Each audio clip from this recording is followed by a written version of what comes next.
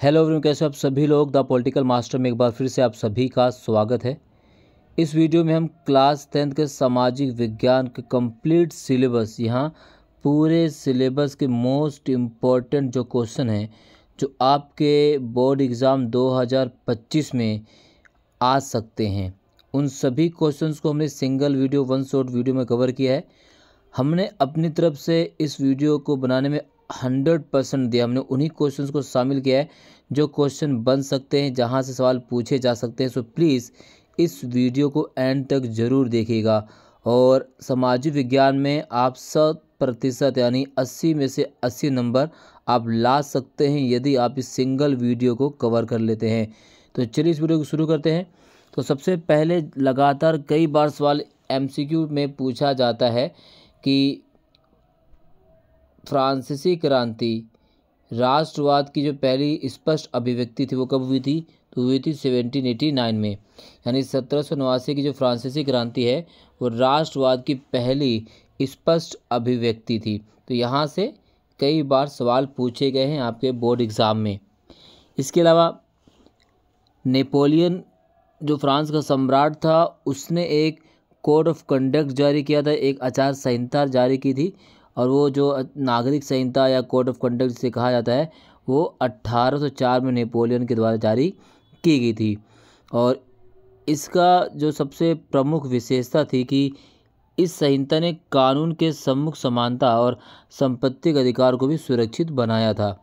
ठीक है, तो यहाँ से कई बार क्वेश्चन पूछे गए हैं। कुलीन वर्ग जो है यूरोपीय महाद्वीप का सबसे प्रभावशाली वर्ग था और राजनीतिक कार्यों के लिए वह फ्रेंच भाषा का प्रयोग करता था। ठीक है, और संख्या के हिसाब से सबसे छोटा समूह भी था। तो इस प्रकार से सवाल एग्ज़ाम में पूछे जाते हैं। इसके अलावा अगर हम बात करें, औद्योगिकरण जो है सबसे पहले कहाँ आया? इंग्लैंड में आया।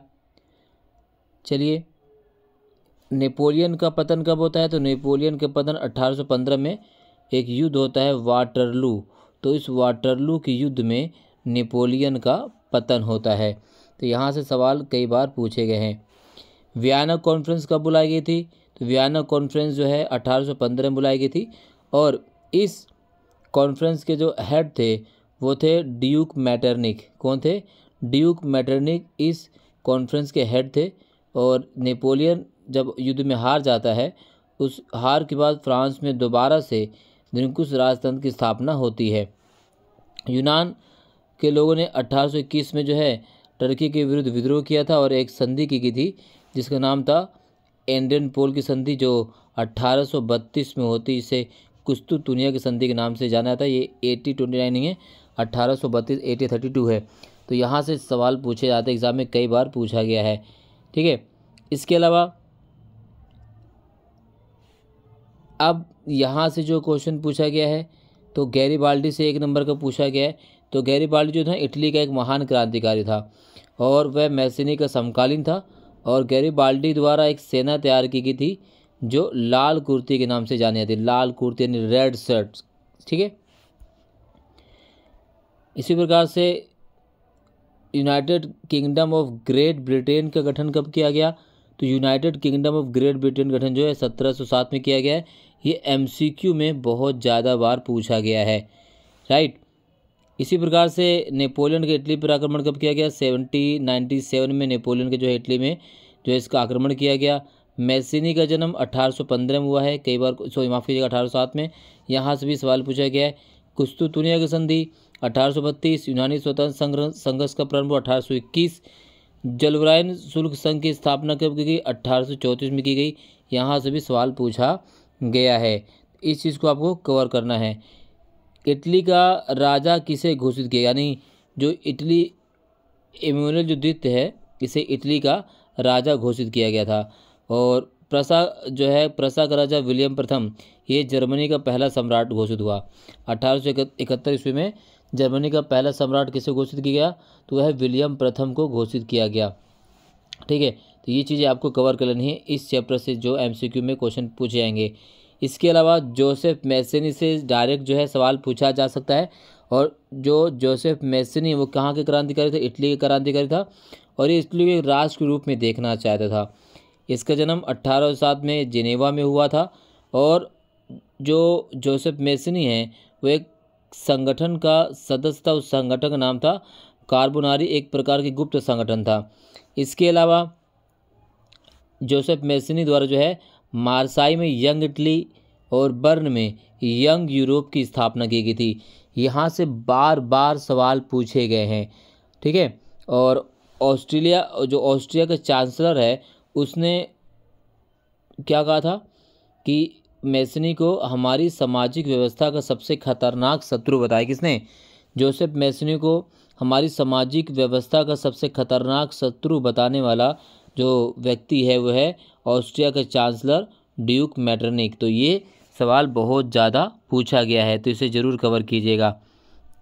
इसी प्रकार से काउंट कैमिलो द कावुर, और काउंट कैमिलो द कावुर कौन था? तो ये विक्टर एमेनुअल द्वितीय का मंत्री था। किसका था? विक्टर एमेनुअल द्वितीय का ये मंत्री था। और कावुर के साथ इसने मिलकर सार्डिनिया पिडमांट ऑस्ट्रेलिया सेना को हराने में सफलता मिली थी इसे, ठीक है ना। तो ये चीज़ें आपको कवर करनी है। इसी प्रकार से यूनानी स्वतंत्रता संघर्ष फ्रैंकफर्ट संसद का आयोजन कब किया गया? तो फ्रैंकफर्ट संसद से भी क्वेश्चन पूछे जाते हैं, तो ये मस्ट डू क्वेश्चन है। और फ्रैंकफर्ट संसद का जो संबंध वो जर्मन राष्ट्र के निर्माण से, तो कई बार पूछा जा सकता है कि फ्रैंकफर्ट संसद का संबंध किस राष्ट्र के निर्माण से? तो जर्मन राष्ट्र के निर्माण से है। और इसका आयोजन कब किया गया? तो 18 मई 1848 का आयोजन किया गया।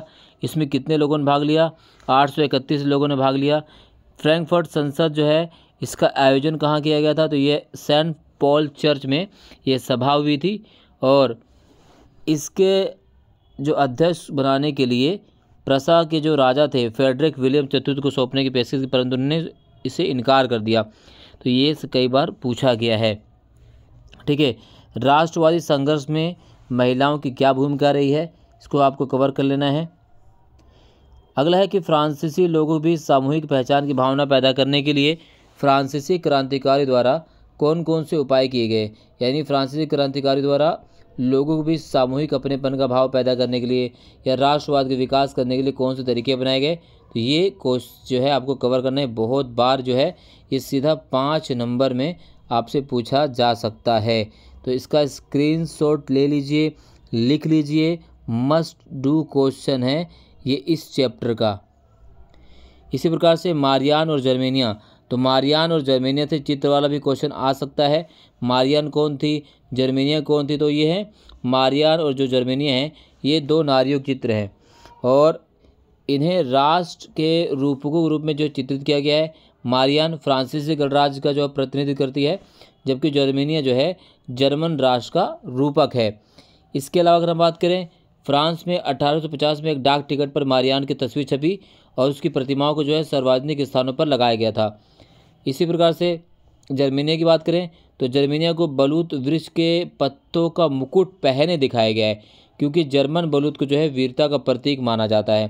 तो ये इम्पॉर्टेंट क्वेश्चन है, यहाँ से क्वेश्चन सीबीएसई ने बहुत ज़्यादा बार पूछा है मारियान और जर्मेनिया से, ठीक है ना। इसी प्रकार से जर्मनी एकीकरण की प्रक्रिया का वर्णन, तो जर्मनी के एकीकरण कैसे हुआ, इसकी प्रक्रिया क्या रही, ये क्वेश्चन आपको कवर कर लेना है। 5 नंबर से यहाँ से पूछा जा सकता है।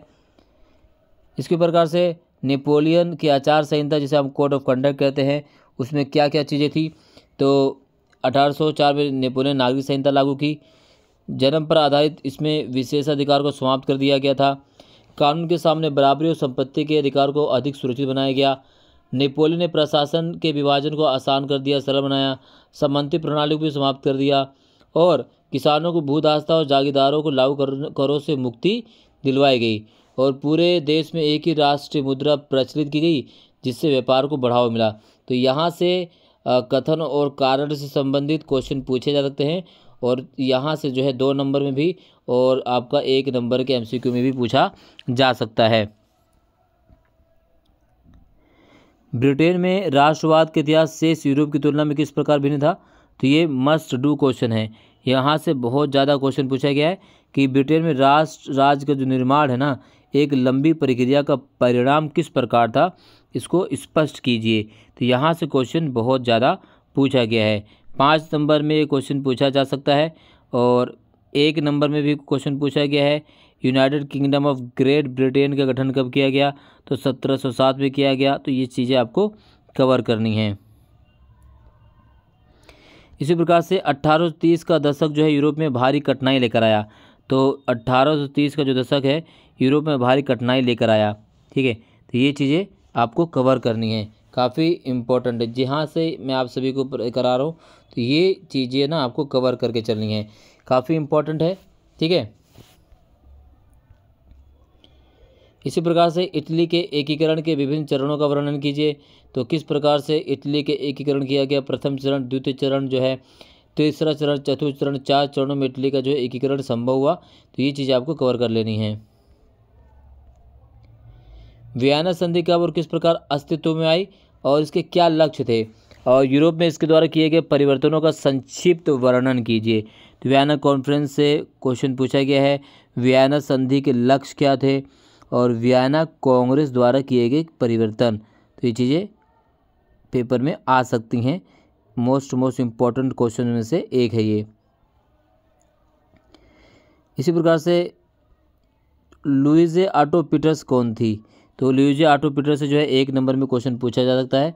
तो लुइजे ऑटो पीटर्स एक राजनीतिक कार्यकर्ता थे और उसने महिलाओं की एक पत्रिका निकाली और एक नारीवादी राजनीतिक संगठन की स्थापना भी उसके द्वारा की गई थी, लुइजे ऑटो पीटर्स। ठीक है,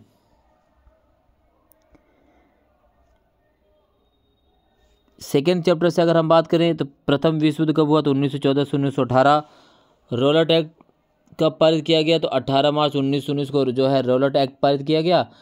और इस एक्ट के द्वारा जो है भारतीय स्वतंत्रता सेनानियों के बिना किसी वकील के, बिना किसी गवाह के, बिना किसी वारंट की गिरफ्तार किया जा सकता था और उन्हें 2 साल तक कैद किया जा सकता, हिरासत में रखा जा सकता था और उसके लिए वो किसी प्रकार के वकील दलील भी नहीं दिलवा सकते थे। तो इसे ये एक घिनौना कानून था, एक काला कानून था और इस कानून के खिलाफ महात्मा गांधी ने रोलट सत्याग्रह की शुरुआत की, जो 6 अप्रैल से इस सत्याग्रह की शुरुआत की गई थी। रोलट सत्याग्रह 6 अप्रैल 1919। ठीक है, फिर बाद में इसी सत्याग्रह के बाद एक घटना घटित होती है जिसे हम जलियांवाला बाग हत्याकांड के नाम से जानते हैं। तो जनरल डायर के द्वारा जो है जलियांवाला बाग में जो बिना किसी पूर्व चेतावनी के अंधाधुंध गोलियां चलाई गई, जिसमें सैकड़ों की संख्या में लोग मारे गए। तो ये चीज़ें कवर करना है आपको, क्वेश्चन में आता है। ठीक है, असहयोग आंदोलन का राष्ट्रीय आंदोलन में शहरी मध्यम वर्ग के शामिल होने से हुआ। तो असहयोग आंदोलन का जो आरंभ है वो है राष्ट्रीय आंदोलन में शहरी मध्यम वर्ग के शामिल होने से हुआ। विद्यार्थियों ने स्कूल कॉलेज का जाना छोड़ दिया, शिक्षकों ने त्यागपत्र दे दिए, वकीलों ने वकालत का बहिष्कार किया। ठीक है, ये सारी चीज़ें, और विदेशी वस्त्रों की होली जलाई गई, शराब की दुकानों की पिकेटिंग की गई, विदेशी कपड़ों के चौराहे पर जो है होली जलाई। तो ये सारी चीज़ें यहाँ से क्वेश्चन पूछा जाता है। इसके अलावा अल्लूरी सीताराम राजू से क्वेश्चन पूछा जाता है कि भाई अल्लूरी सीताराम राजू कहाँ से थे, तो आंध्र प्रदेश से, और आंध्र प्रदेश की गुडेम पहाड़ी में फैले गुरिल्ला आंदोलन के नायक थे। कौन? अल्लूरी सीताराम राजू। ठीक है, तो ये चीज़ें यहाँ से कवर करनी है आप सभी को। स्वराज पार्टी का गठन किसने किया, तो स्वराज पार्टी का गठन किया था मोतीलाल नेहरू और CR दास ने। तो स्वराज पार्टी गठन करने वाले 2 नेता का नाम है मोतीलाल नेहरू और CR दास। ठीक है, 1923 में।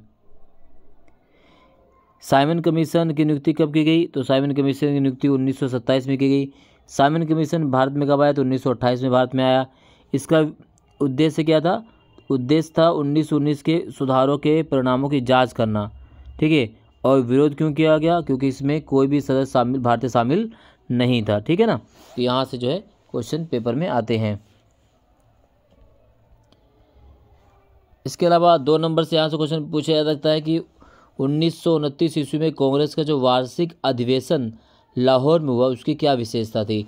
तो इस अधिवेशन की सबसे पहली विशेषता ये थी कि इसकी जो अध्यक्षता पहली बार एक युवा क्रांतिकारी पंडित जवाहरलाल नेहरू द्वारा की गई थी और इस अधिवेशन में कांग्रेस ने पूर्ण स्वतंत्रता प्राप्त करने का प्रस्ताव पास किया और 26 जनवरी 1930 का दिन देश भर में स्वतंत्रता दिवस के रूप में मनाया गया। इसके बाद 26 जनवरी के दिन हर वर्ष स्वतंत्रता दिवस के रूप में मनाया जाता रहा। ठीक है, दांडी मार्च की शुरुआत कब होती है, 12 मार्च से होती है, 12 मार्च 1930 से इसकी शुरुआत होती है। और ठीक है, यात्रा की शुरुआत साबरमती आश्रम से होती है 78 सदस्यों के साथ, और 6 अप्रैल 1930 को गुजरात के समुद्र तट पर स्थित दांडी में पहुंचकर यात्रा ये है महात्मा गांधी ने समुद्र के जल से नमक बनाकर नमक कानून तोड़ा। उसके बाद यहीं से देश में सविनय अवज्ञा आंदोलन की शुरुआत भी होती है। ठीक है, गांधी और इरविन के बीच समझौता होता है 1931 ईस्वी में, और इसे गांधी इरविन समझौते के रूप में जाना जाता है। और उसी के बाद महात्मा गांधी जो है दूसरे गोलमेज सम्मेलन में भाग लेने के लिए लंदन पहुंचते हैं। ठीक है, तो ये सारी चीज़ें कवर करनी है आपको। सत्याग्रह का क्या मतलब है? तो सत्याग्रह का क्या मतलब, यहाँ से कई बार क्वेश्चन पूछा गया है। गांधी जी के अनुसार सत्याग्रह के विचार की व्याख्या कीजिए, ये भी इम्पोर्टेंट है। ठीक है,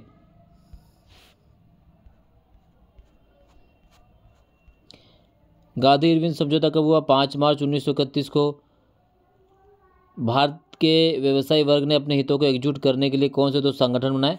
तो एक था 1920 में भारतीय औद्योगिक एवं व्यवसायी कांग्रेस 1920, और 1927 में भारतीय वाणिज्य एवं उद्योग परिसंघ फिक्की। ठीक है, पूना पैक्ट कब हुआ? तो 1932 में महात्मा गांधी और डॉक्टर बी आर अम्बेडकर के बीच। ठीक है, दलित वर्ग एसोसिएशन की स्थापना किसने की? तो जो है डॉक्टर बी आर अम्बेडकर ने डिप्रेस क्लास एसोसिएशन की स्थापना की। वंदे मातरम गीत कब और किसने लिखा? तो वंदे मातरम गीत जो 1870 दशक में जो लिखा गया था, और इसके लिखने के काम किया था बंकिम चंद्र चटर्जी। किसने किया था? बंकिम चंद्र चटर्जी के द्वारा ये किया गया था। ठीक है ना, यहाँ से कई बार क्वेश्चन पूछे गए हैं लगातार। चलिए, बंगाल में स्वदेशी आंदोलन के दौरान किस प्रकार का झंडा तैयार किया गया था? इसकी विशेषताएं क्या थी? तो इसको कवर करना आपका काफ़ी इम्पोर्टेंट है। गांवों के संपन्न किसान समुदायों ने सविनय अवज्ञा आंदोलन में क्यों भाग लिया? आंदोलन के दूसरे चरण में उन्होंने किस तरह से हिस्सा लेने से इनकार कर दिया, क्यों? ये क्वेश्चन भी जो है आपसे 2 नंबर और 3 नंबर में पूछा जा सकता है। सविनय अवज्ञा आंदोलन में निम्नलिखित सामाजिक वर्गों की भूमिका, संपन्न किसान की क्या भूमिका थी, गरीब किसान की क्या भूमिका थी, और औद्योगिक श्रमिक वर्ग की क्या भूमिका थी? यहाँ से जो है सवाल पूछे जाते, तो इसे आपको कवर कर लेना। ठीक है, तो ये चीज़ें आपको कवर करके चलनी है। भारत के मानचित्र से क्वेश्चन जो पूछे जाएंगे 2 नंबर के इस चैप्टर से जो है ना, 2 नंबर जो है आपके मैप में भी आने वाले हैं। तो इनमें से आपके मैप में क्वेश्चन आएंगे। वह स्थान जहां भारतीय राष्ट्रीय कांग्रेस का अधिवेशन सितंबर 1920 में हुआ, वह स्थान जहां भारतीय राष्ट्रीय कांग्रेस का अधिवेशन दिसंबर 1920 में हुआ, वह स्थान जहां भारतीय राष्ट्रीय कांग्रेस का अधिवेशन 1927 में हुआ, और वह स्थान जहां भारतीय राष्ट्रीय कांग्रेस का अधिवेशन 1929 में हुआ। तो यहाँ से क्वेश्चन पूछे जाएंगे पेपर में। 2 नंबर का मैप यहाँ से आने वाला है कंफर्म। ठीक है, तो चीज़ आपको कवर कर लेनी है। ठीक है, फिर यहाँ बिहार का वह स्थान जहाँ नील उत्पादकों ने आंदोलन किया, गुजरात का वह स्थान जहाँ किसान सत्याग्रह हुआ, गुजरात का वह स्थान जहाँ सूती कपड़े मिल के श्रमिकों ने सत्याग्रह किया।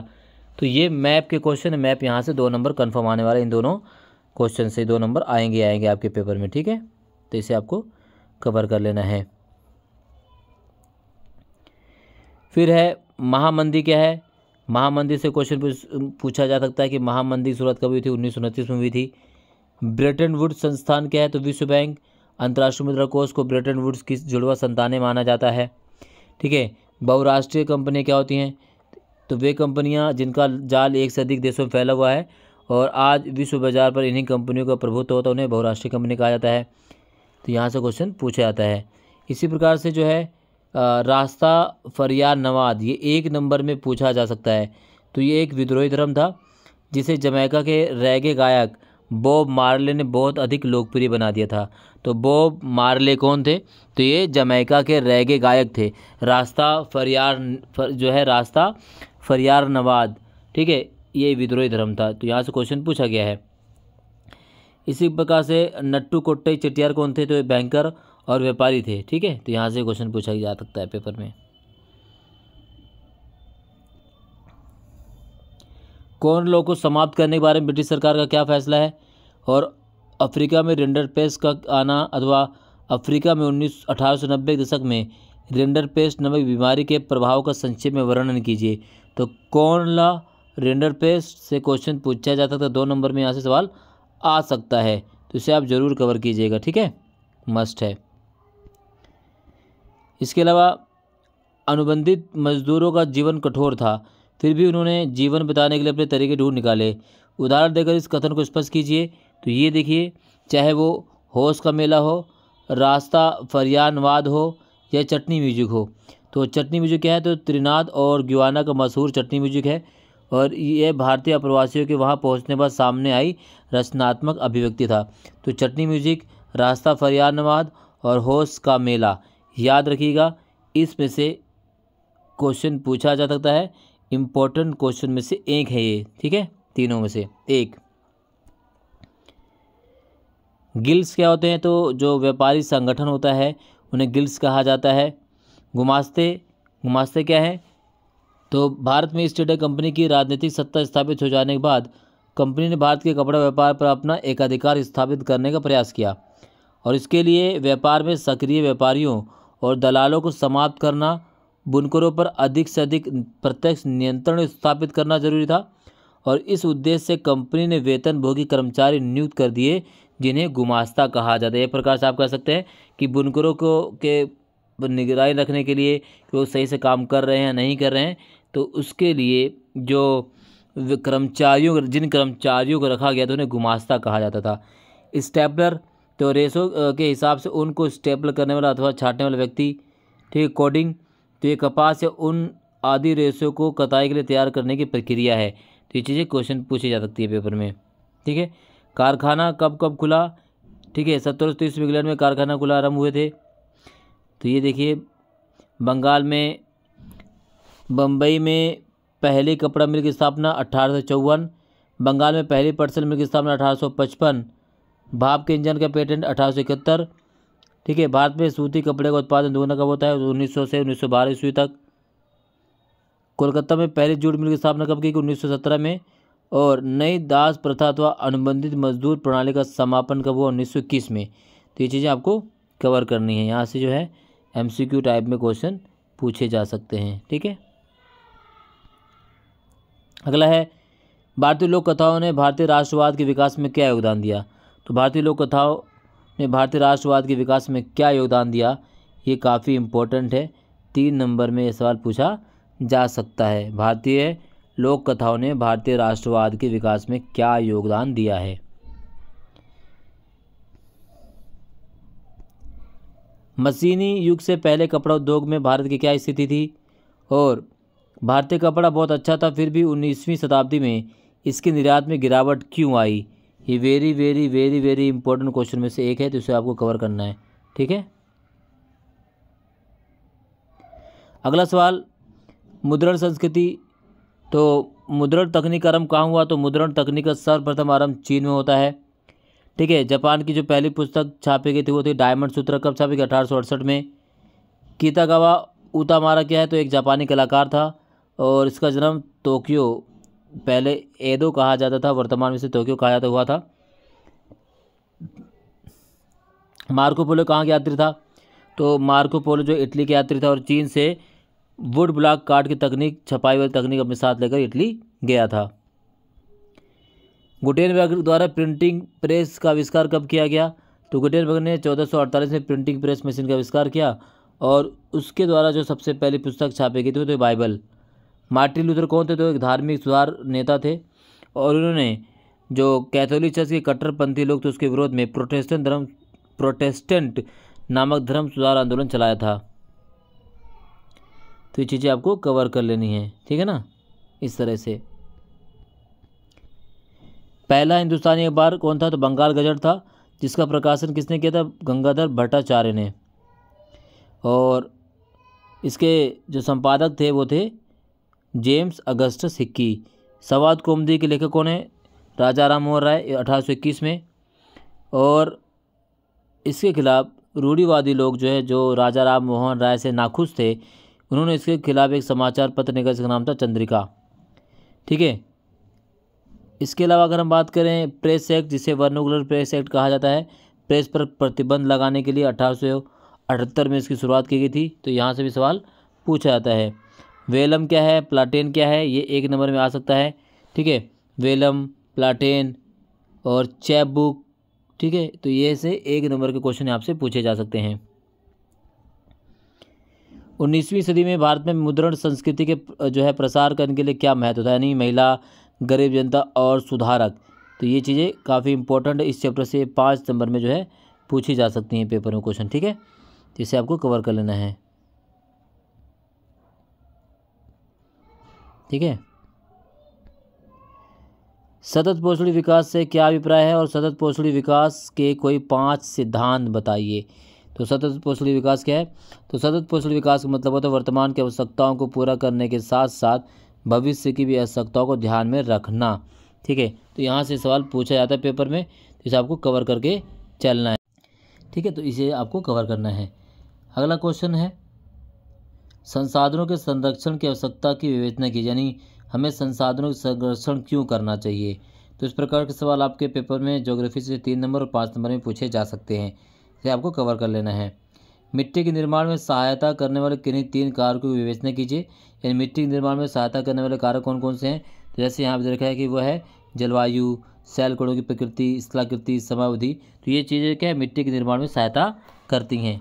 ठीक है।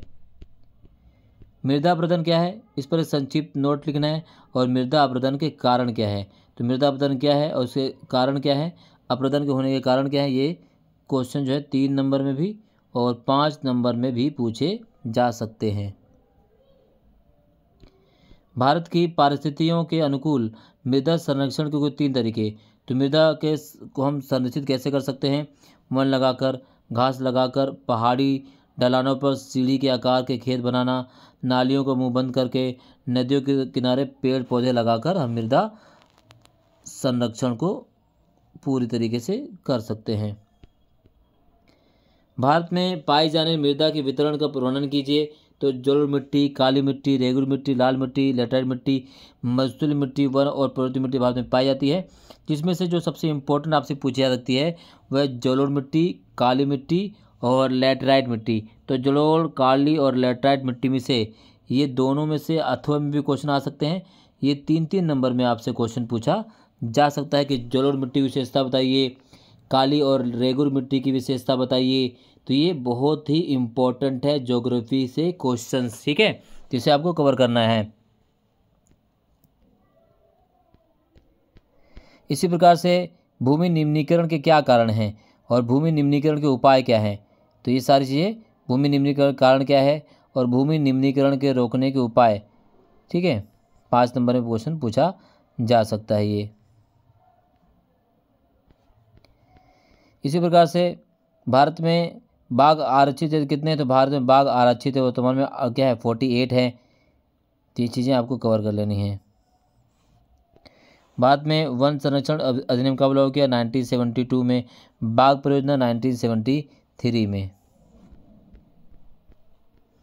चिपको आंदोलन और बीज बचाओ आंदोलन का क्या महत्व है, और संयुक्त वन प्रबंधन जैसे JFM से आप क्या समझते हैं। तो ये और ये, इन दोनों में से एक क्वेश्चन आपके पेपर में आएगा, 3 नंबर में भी और 2 नंबर में भी एक क्वेश्चन पूछे जा सकते हैं कि JFM क्या, ज्वाइंट फॉरेस्ट मैनेजमेंट क्या है, और चिपको आंदोलन, बीज बचाओ आंदोलन क्या है।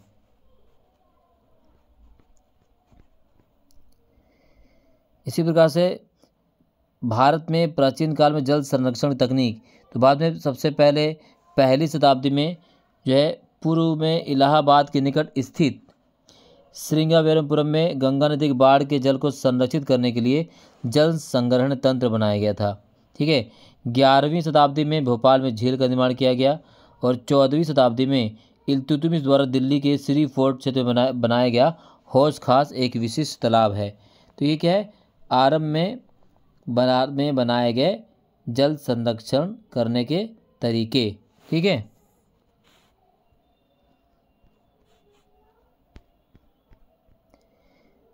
बांध क्या होता है, तो बांध से क्वेश्चन पूछा जा सकता है। बांध को आधुनिक भारत का मंदिर किसने किया, तो पंडित जवाहरलाल नेहरू का है। नर्मदा बचाओ आंदोलन क्या है, वर्षा जल संग्रहण से आप क्या समझते हैं। भौम जल स्तर क्या होता है। गुल और कूल पद्धति का इस्तेमाल कहाँ पर किया जाता है, किस राज्य में इसका इस्तेमाल सबसे ज़्यादा होता है। इस प्रकार के सवाल आपके पेपर में देखने को मिल सकते हैं ज्योग्राफी वाले पोर्शन में, ठीक है। इसी प्रकार से जल दुर्लभता क्या है और इसके मुख्य कारण क्या है, यानी जल दुर्लभता से जो 5 नंबर के सवाल पूछे जा सकते हैं। तो जल दुर्लभता क्या है, वर्षा की कमी की वजह से होता है जल दुर्लभता। अधिक जनसंख्या, जल का अधिक शोषण, जल का प्रदूषण, जल तक पहुंच, बाढ़ें और जल का व्यर्थ में बह जाना, ये सब जल दुर्लभता के क्या हैं, कारण हैं, ठीक है। कृषि, कार्बनिक कृषि क्या होती है, झूम कृषि क्या होती है, मिश्रित कृषि क्या होती है, गहन कृषि क्या होती है। इस प्रकार से 1 नंबर के क्वेश्चन जो आपके पेपर में देखने को मिल सकते हैं, तो इसे आपको कवर करना है, इम्पोर्टेंट है काफ़ी। सरकार द्वारा किसानों के हित में किए गए संस्थागत सुधार की सूची बनाइए। तो संस्थागत सुधार की सूची क्या क्या है, सरकार द्वारा जो किसानों को सहायता पहुंचाने के लिए बनाई गई है, तो ये संस्थागत सुधार है, इम्पोर्टेंट है, मोस्ट इम्पोर्टेंट।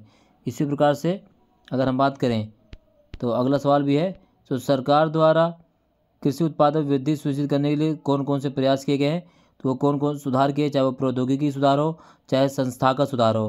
प्रौद्योगिकी और संस्थागत दोनों पूछा जा सकता है, या इन दोनों में से एक जो है पूछा जा सकता है। तो इसको आपको कवर करना है कि प्रौद्योगिकी या तकनीकी सुधार क्या क्या किए गए हैं और संस्थागत सुधार क्या क्या किया गया है, ठीक है। तो ये सारी चीज़ें आपको कवर करनी है। 5 नंबर में क्वेश्चन जो है आपसे पूछा जा सकता है बोर्ड एग्जाम में, और 3 नंबर में भी इस क्वेश्चंस के पूछे जाने की जो संभावना है इस बार। चावल की खेती के लिए कौन से भौगोलिक दशाएं होती हैं, चावल की खेती के लिए कौन सी भौगोलिक दशा अनिवार्य हैं, तो ये 2 नंबर में और 3 नंबर में आपसे क्वेश्चन पूछा जा सकता है कि चावल की खेती के लिए उपयुक्त भौगोलिक दशाओं, उपयुक्त भौगोलिक परिस्थितियों का वर्णन कीजिए, ठीक है। इसी प्रकार से गेहूं के लिए अनुकूल भौगोलिक परिस्थितियाँ क्या है, गेहूं के उत्पादन के लिए कौन से मौसम और कौन सी जलवायु की आवश्यकता होती है, तो ये चीज़ें गेहूं और चावल से और चाय से, गन्ने से, रबड़ से क्वेश्चन आपसे पूछा जा सकता है, ठीक है। फिर भारत में प्रचलित विभिन्न प्रकार की कृषि पद्धतियाँ कौन कौन सी हैं, चाहे वो गहन जीव की कृषि हो, प्रारंभिक निर्वाह अथवा जीवन निर्वाह कृषि हो, या वाणिज्यिक कृषि हो। तो तीनों से भी अंतर पूछ सकता है, या सिंगल एक क्वेश्चन पूछ सकता है। तो ये क्वेश्चन एक पेपर में आएगा 3 नंबर और 5 नंबर से, ठीक है।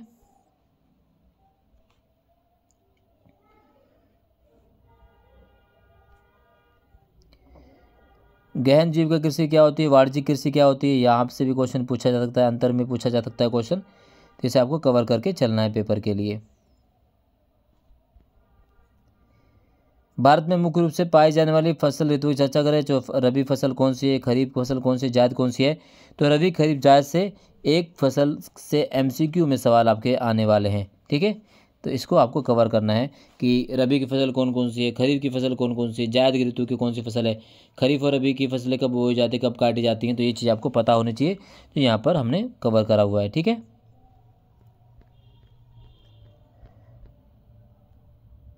भारत में पाए जाने वाले मुख्य लौह अयस्क के पेटियाँ, उड़ीसा झारखंड पेटी, दुर्ग बस्तर चंद्रपुर पेटी, बेल्लारी चित्रदुर्ग चिकमंगलूर तुकमूर पेटी, और महाराष्ट्र गोवा पेटी। तो यहाँ से क्वेश्चन जो है आपसे 5 नंबर में पूछा जा सकता है। कोयले के प्रकार कौन कौन से हैं, तो पीट कोयला, लिग्नाइट, बिटुमिन, एंथ्रासाइट। तो कोयले से भी एक क्वेश्चन आपके पेपर में आएगा, ठीक है। लोहा और इस्पात उद्योग केवल प्रायद्वीपीय भारत में ही स्थित क्यों है, और भारत के जूट यानी पटसन वस्त्र उद्योग का संक्षिप्त वर्णन कीजिए। चीज़ें आपको कवर करनी है। रेल परिवहन कहाँ पर अत्यधिक सुविधाजनक परिवहन साधन है और क्यों। सीमांत सड़कों का महत्व बताइए, ठीक है। रेल परिवहन सीमांत सड़क क्या होती है, तो ये चीज़ आपसे पेपर में पूछी जा सकती है, इंपॉर्टेंट है। सड़क परिवहन और रेल परिवहन की अपेक्षा क्यों अधिक महत्वपूर्ण, कोई 3 बिंदु लिखिए, काफ़ी इंपॉर्टेंट है ये। राष्ट्रीय राजमार्ग और राज्य राजमार्ग में अंतर क्या होता है, ठीक है। और रेल निर्माण में आने वाली कठिनाइयों को देश के विभिन्न भागों में से उदाहरण देकर समझाइए। पाइपलाइन परिवहन व्यवस्था किस उद्देश्य से आरंभ की गई, इसके क्या लाभ हैं। अब हम बात करने वाले हैं पॉलिटिकल साइंस यानी राजनीति विज्ञान का जो पार्ट है, जो सिविक्स का पार्ट है आपका, वहाँ से कौन कौन से क्वेश्चन आ सकते हैं उसको भी चेक कर लेते हैं। तो बेल्जियम का क्षेत्रफल भारत के किस राज्य से कम है, तो हरियाणा के राज्य से भी कम है। बेल्जियम की सीमाएँ किन देशों से लगती हैं, तो फ्रांस से, नीदरलैंड से, जर्मनी से और लग्जमबर्ग से इसकी सीमाएँ लगती हैं, ठीक है। श्रीलंका की आबादी में बहुजातीय भिन्नताएं पाई जाती है। इसमें दो प्रमुख जाति समूह कौन कौन से हैं, श्रीलंकाई तमिल और तमिल, ठीक है। श्रीलंका स्वतंत्र कब हुआ, तो 1948 में श्रीलंका स्वतंत्र होता है, ठीक है। बेल्जियम के प्रमुख भाषाभाषी लोग कौन कौन से, डच, फ्रेंच और जर्मन। बेल्जियम के संविधान में कितनी बार परिवर्तन हुआ, कितने बार संशोधन किया गया, तो बेल्जियम ने 1970 से 1993 बीच 4 बार अपने संविधान में संशोधन किए हैं। सत्ता की साझेदारी क्यों जरूरी है, क्यों महत्वपूर्ण है, यहाँ से भी सवाल पूछा जाएगा आपके पेपर में, ठीक है, इस चैप्टर से। आधुनिक लोकतांत्रिक व्यवस्थाओं में सत्ता की साझेदारी के अलग अलग तरीके क्या हैं और इनमें से प्रत्येक का एक उदाहरण भी दें। तो सत्ता की साझेदारी के अलग अलग, ठीक है, विधान पालिका, कार्यपालिका और न्यायपालिका।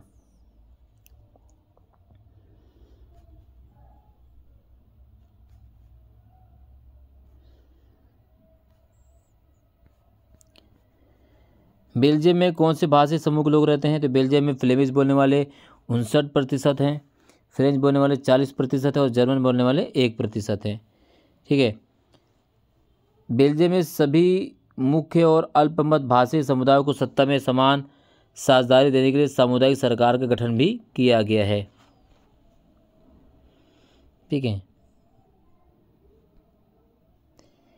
तमिल इलम से क्या अभिप्राय है, तो इलम से अभिप्राय सरकार 1980 दशक में श्रीलंका में स्वतंत्र तमिल इलम बनाने की मांग को लेकर बहुत से संगठन बनाए गए थे, इसे तमिल इलम के नाम से जाना जाता है। यूरोपीय संघ की स्थापना कब हुई, तो 1992 में। इसका मुख्यालय कहाँ है, ब्रसेल्स में, ठीक है। युक्तिपरक और नैतिक परक में क्या अंतर है, तो सत्ता में युक्तिपरक तर्क लाभ कर परिणामों पर जोर देता है, जबकि नैतिक तर्क सत्ता के बंटवारे के अंतर्भूत पर अधिक महत्व को दर्शाता है, ठीक है। 2 नंबर में क्वेश्चन पूछा जा सकता है। बेल्जियम की जातीय बनावट से क्वेश्चन पूछा जा सकता है, और किस किस इलाके में कौन कौन सी जनसंख्या निवास करती है। जैसे बेल्जियम की 59% के बीच जनसंख्या जो डच बोलने वाली है और ये फ्लेमिश इलाके में रहती है।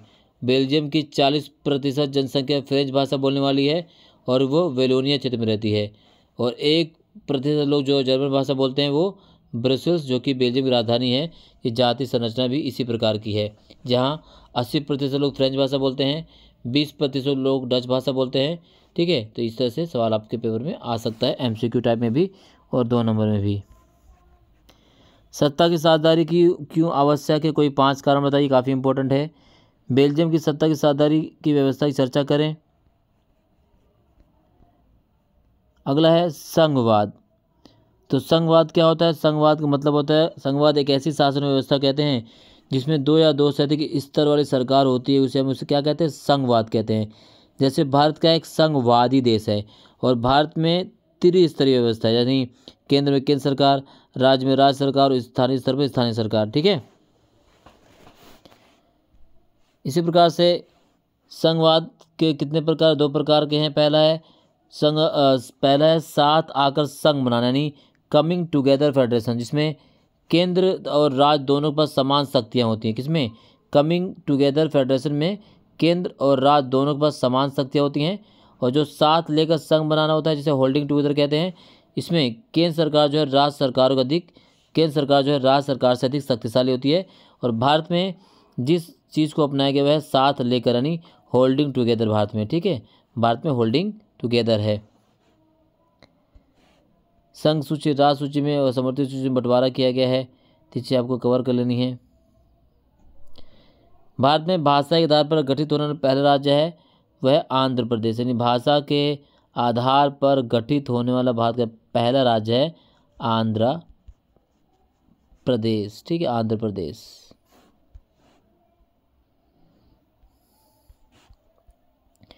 भारत की संघीय व्यवस्था में बेल्जियम से मिलती जुलती एक विशेषता और उससे एक अलग विशेषता। तो ये क्वेश्चन पूछा गया है 2 नंबर में। ठीक है, इसी प्रकार से 1992 के संविधान के पहले और बाद के स्थानीय शासन के महत्व, जो 2 महत्वपूर्ण अंतर, या 1992 से पहले और 1992 के बाद कौन कौन से परिवर्तन है। यहाँ सवाल स्थानीय शासन से आपसे जो है 3 नंबर में और 2 नंबर में भी पूछा जा सकता है पेपर में। ठीक है, मोस्ट इम्पोर्टेंट है ये। इसी प्रकार संघवाद की प्रमुख विशेषता बताइए, संघवाद के 5 लक्षण बताइए। तो ये 5 नंबर में पूछा जाता है। संघवाद के 5 विशेषताएं या 5 लक्षण, ये 5 नंबर में पूछा जाता है। मोस्ट इम्पोर्टेंट है ये। ठीक है, किस प्रकार भारतीय संघ में केंद्र और राज्य सरकारों की शक्तियाँ विभाजित की गई हैं। तो वो विभाजित की गई हैं संघ सूची, राज्य सूची, समर्थित सूची और अवशिष्ट शक्तियाँ। ये इम्पोर्टेंट है, ये काफ़ी इम्पोर्टेंट है। संघ सरकार की विशेषता क्या है, ये भी 5 नंबर में आ सकता है। संघ सरकार की विशेषता मोस्ट इंपॉर्टेंट है। लिखित और कठोर संविधान होता है, संविधान की सर्वोच्चता होती है, स्वतंत्र न्यायपालिका होती है, 2 स्तरीय विधायिका होती है और शक्तियों के विभाजन भी होता है। संघवाद किस प्रकार कार्य करता है, भारत में संघवाद किस प्रकार सफल रहा। तो ये काफ़ी इंपॉर्टेंट है कि भारत में संघवाद जो अपनाया गया वो किस प्रकार सफल रहा है। ये मोस्ट इम्पॉर्टेंट क्वेश्चन में से एक है ये। भारत में स्त्रियों के साथ अभी भी भेदभाव होता है, जिसके कारण समाज में उनकी स्थितियों में असमानता बनी हुई है। 4 उपयुक्त उदाहरणों से इस कथन की पुष्टि कीजिए। ये क्वेश्चन जो 5 नंबर में पूछा जा सकता है। स्त्रियों के साथ किस किस प्रकार से वर्तमान में विभाजित जो है भेदभाव किया जाता है। अशिक्षा, एक जैसे कार्य के लिए कम तनख्वाह, कम लिंग अनुपात, स्त्रियों का शोषण। ठीक है, राजनीतिक दल क्या होते हैं, शासक दल क्या होता है, विरोधी दल क्या होता है, गठबंधन सरकार से आप क्या समझते हैं, क्षेत्रीय दल और राष्ट्रीय दल में क्या अंतर होता है, एक दलीय व्यवस्था, द्विदलीय व्यवस्था और बहुदलीय व्यवस्था क्या है। यहाँ से सवाल 1 नंबर में पूछे जा सकते हैं आपके पेपर में। ठीक है, इसी प्रकार से राजनीतिक दल के प्रमुख कार्यों का विश्लेषण कीजिए। तो राजनीतिक दल के प्रमुख कार्य क्या होते हैं, तो काफ़ी इंपॉर्टेंट है ये, मोस्ट इम्पोर्टेंट है, 5 नंबर में आ सकता है। राजनीतिक दल चुनाव लड़ते हैं, नीतियों और कार्यक्रमों को जो है सामने लाते हैं, कानूनों का निर्माण करना, राजनीतिक दल सरकार को निर्मित करते और चलाते हैं और विपक्ष की भूमिका भी बनाते हैं। ठीक है, राजनीतिक दलों के सामने चुनौतियां, ये भी इम्पोर्टेंट है, मोस्ट इम्पोर्टेंट है चुनौतियां भी। ठीक है, तो क्या क्या है, आंतरिक लोकतंत्र की कमी है, दूसरा वंशवाद, तीसरा धन और आपराधिक तत्वों की घुसपैठ और चौथा है विकल्पहीनता की स्थिति। ये क्या है, राजनीतिक दलों के सामने प्रमुख चुनौतियाँ हैं, 5 नंबर में पूछा जा सकता है। राजनीतिक दलों को सुधारने के लिए 5 उपाय कौन कौन से हैं। तो उपाय से भी सवाल 5 नंबर में जो है आपसे पूछा जा सकता है कि राजनीतिक दलों के सुधार के लिए कोई 5 प्रभावी उपाय कौन कौन से हो सकते हैं। तो ये 5 प्रभावी उपाय जो आपको पेपर में कवर करना है, 5 नंबर में यहाँ से क्वेश्चन पूछा जा सकता है। ठीक है, दल बदल क्या होता है, भारत में कुल कितने राष्ट्रीय दल हैं, उनके नाम लिखिए। इस प्रकार से क्वेश्चन आता है, ये चीज़ आपको कवर कर लेनी है। राष्ट्रीय दल और क्षेत्रीय दल में अंतर क्या होता है, यहाँ से भी सवाल आपके पेपर में पूछे जा सकते हैं। ठीक है, तो इसे आपको कवर करना है। राजनीतिक दलों के लाभ और हानियाँ, तो राजनीतिक दल से क्या लाभ होता है और राजनीतिक दल से क्या हानि हो सकती है, इन सभी का वर्णन कर लेना है। यहाँ से पेपर में सवाल पूछे जा सकते हैं।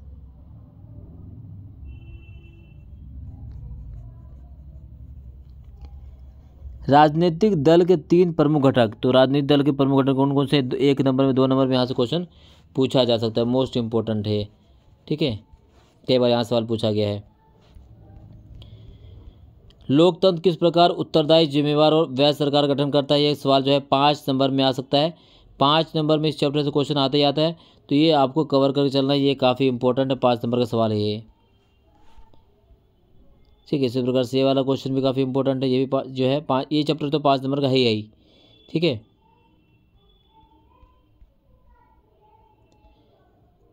लोकतंत्र की विशेषताएं। ठीक है, लोकतंत्र की विशेषता क्या होती है, लोकतंत्र का क्या अर्थ है, इसकी विशेषता क्या है, यहाँ सवाल पूछा जाता था आपके एग्जाम में, इसे आपको कवर करके चलना है। लोग लोकतंत्र को अधिक पसंद करते हैं, 4 कार्ड देकर स्पष्ट कीजिए। इसी प्रकार से लोकतंत्र के अवगुण भी पूछा जा सकता है, ये भी कवर करना है आपको। तो अब हम बात करने वाले हैं अर्थशास्त्र यानी इकोनॉमी के इम्पोर्टेंट क्वेश्चंस की। तो यहाँ से इसको आपको कवर कर लेना है। तो मानव विकास सूचकांक, मानव विकास रिपोर्ट कौन जारी करता है? यूएनडीपी जारी करता है। ठीक है, तो यहाँ से क्वेश्चन आपसे पेपर में आ सकता है। शिशु मृत्यु दर, साक्षरता दर, विकास, एक नंबर में यहाँ सवाल पूछा जा सकता है। तो ये चीज़ आपको कवर करनी इंपॉर्टेंट है। अलग अलग लोगों के लिए अलग अलग विकास के विचार क्यों होते हैं, लक्ष्य क्यों होते हैं, ये 2 से 3 नंबर में आपसे क्वेश्चन पूछा जाएगा, इंपॉर्टेंट है, मस्ट है इस चैप्टर से।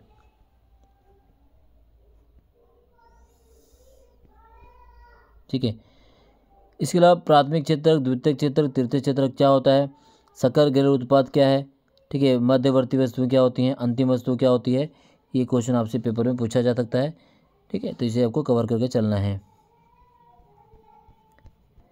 संगठित क्षेत्र की रोजगार परिस्थिति क्या है, असंगठित क्षेत्र की रोजगार परिस्थिति क्या है, संगठित और असंगठित क्षेत्र में अंतर बताइए, यहाँ से भी क्वेश्चन पूछेगा। मनरेगा 3 नंबर में मस्ट क्वेश्चन है, मोस्ट इंपॉर्टेंट क्वेश्चन है, इसको आपको कवर करना है मनरेगा से। ये 1 नंबर में भी आएगा और 3 नंबर में भी क्वेश्चन पूछा जाएगा ये। ठीक है, संगठित क्षेत्र और असंगठित क्षेत्र में अंतर। ठीक है, 4 से 5 नंबर में सवाल पूछा जाएगा, संगठित और असंगठित। इसी प्रकार से सार्वजनिक और निजी क्षेत्र में अंतर। ठीक है, संगठित, असंगठित, सार्वजनिक और निजी, एक क्वेश्चन यहाँ से डेफिनेटली पेपर में आने वाला है, मस्ट है ये, मस्ट। ठीक है, प्रचंड बेरोजगारी किसे कहते हैं, ग्रामीण क्षेत्र से संबंधित उदाहरण दें। भारत में पाई जाने वाली बेरोजगारी के रूप बताइए। छिपी बेरोजगारी, मौसमी बेरोजगारी, संरचनात्मक बेरोजगारी, प्रचंड बेरोजगारी। प्राथमिक द्वितीयक क्षेत्र क्या है, तृतीयक क्षेत्र क्या है, यहाँ से भी क्वेश्चन आपसे पेपर में पूछा जाएगा, डेफिनेटली क्वेश्चन यहाँ से आएगा ही आएगा। ठीक है, मांगों का दोहरा संयोग क्या है, मुद्रा क्या है, वैध मुद्रा क्या होती है, साख से आप क्या समझते हैं। ठीक है, तो यहाँ से सवाल आपसे 1 नंबर में पूछा जाएगा, वैध मुद्रा क्या है, साख क्या है। ठीक है, अनौपचारिक स्रोत, साख के औपचारिक स्रोत और साख के अनौपचारिक स्रोत, 2 नंबर में आज क्वेश्चन पूछा जाएगा आपसे।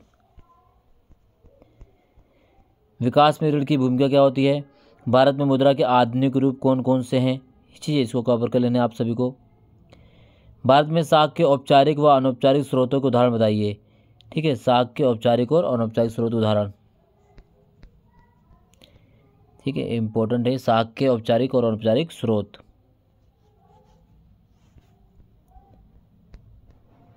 स्वयं सहायता समूह कर्जदारों को ऋण आधार की कमी की समस्या से उबारने में सहायता करता है, कथन की फर्क कीजिए, इंपॉर्टेंट है, 3 नंबर में यहाँ से क्वेश्चन पूछा जा सकता है, 5 नंबर में भी यहाँ से क्वेश्चन बन सकता है।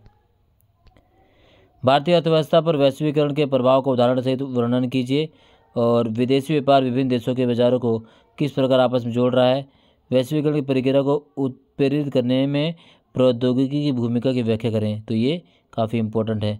तो हमने इस सिंगल वीडियो में जो है 1 शॉर्ट वीडियो में हमने क्या किया है, कंप्लीट सिलेबस को कवर किया है, और हमने इस वीडियो को बनाने के लिए, इस क्वेश्चन को बनाने के लिए बहुत मेहनत करी है। हमने इसमें अपना 100% दिया है। आपको करना है क्या, इस कंप्लीट वीडियो को बस एंड तक देखना है।